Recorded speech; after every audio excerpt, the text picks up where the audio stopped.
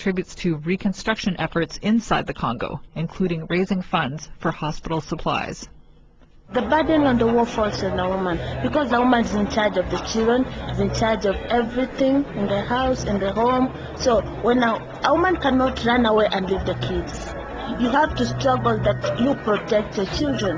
The women are the most suffering people. Many women and girls are victims of rape. So it is not something which is a secret. It's well known that women were so much raped, so much traumatized, so much that some of them are affected till now. If it was a girl, he can't allow himself to get involved with a man because of the trauma that she went through. When a woman is raped, maybe you don't know the man had HIV/AIDS, you don't know the man has STDs. So if you are raped and you're being infected, now that life has been destroyed. Maybe you're you got pregnant through that rape. That child will be traumatizing you, because this is a child that I got out of my will, out of my wish. Now, when you destroy a woman, you're destroying the community, you're destroying the family. Since 2002, at Washington's insistence, the Congo has been subjected to a World Bank IMF structural adjustment program, which means that its economic policy is being set by these two US-dominated institutions. A major effect of this policy is to legalize the corporate looting of the Congo. Under World Bank rules, foreign companies pay almost nothing to the government for lucrative mining concessions. What the US have done, they also say that you must work with IMF and World Bank. And when the World Bank came, they put in place reform, macroeconomic reform. They have made a new code of investment. In that code of investment, they are saying that if the investor comes, he is the right to repatriate the benefit. So repatriate all the benefits? All the benefits, 100%. All the benefits. So now we have lost a lot of mining, rich mining concession for nothing, you understand? So who gain? You find that all the company in the front, there are United States, you understand? So this is a very, very systematic policy taken by the United States. Now, they have also made what we call code minier, mineral code. In mineral code, they said the investor can take up to 90% of shares, up 90% of share, and leave only 10% of share to the government. It's not investment. We call it pseudo investment. It's plunder. It's blunder. It's a robbery. With what are we going to build the Congo as far as the multinational have taken everything? The objective of the U.S. is to gain control of the economic riches of the Congo. To do this, Washington first used war and genocide, and then the World Bank and the IMF, combined with the threat of a return to a wider war. The World Bank said, it is the price of the peace. You should give up. You see, you should give up your company. You should give up your concession. This is the price you have to pay for the peace. We are used like a slave. We are just producing. They give you a small amount of money, but all the benefits are taken by transforming the material outside. You understand? I would like to see a Congo where people are in the working. They produce, and not only producing the primary raw material, but also transform the material in place so that they can sell and get more benefit. Because now, all what we are doing, we are just selling the gross product we gain, so there is no any benefit which came from that. All these raw material are being transformed outside. You understand? Patrice Lumumba was the first elected leader of the Congo. He served in office for only 2 months. Because of his desire for economic independence, the U.S. had him assassinated in 1961. Washington replaced him with its puppet, Colonel Mobutu, a brutal military dictator who murdered thousands of Congolese and looted the country for 37 years in league with Western multinational corporations.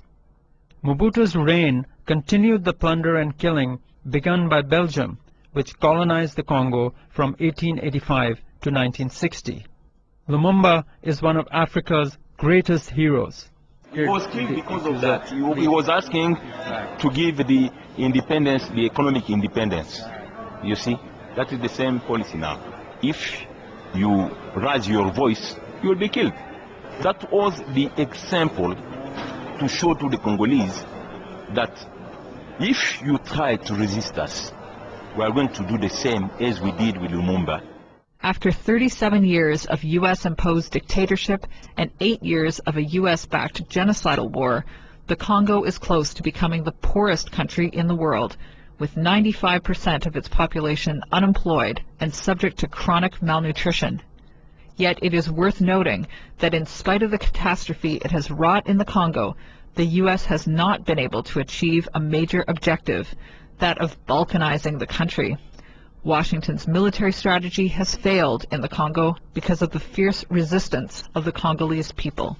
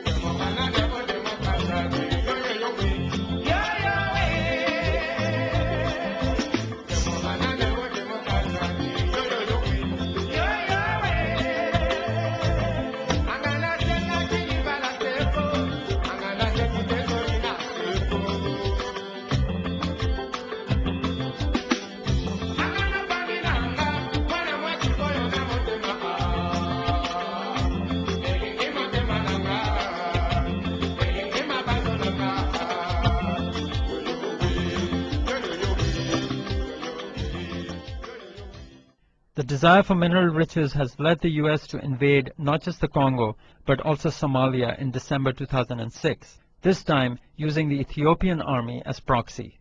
Somalia possesses substantial deposits of petroleum and is strategically located close to Saudi Arabia. The invasion was coordinated and supported from the U.S. military base at Djibouti, which borders Somalia. U.S. Special Forces and CIA operatives at the base helped to design the invasion.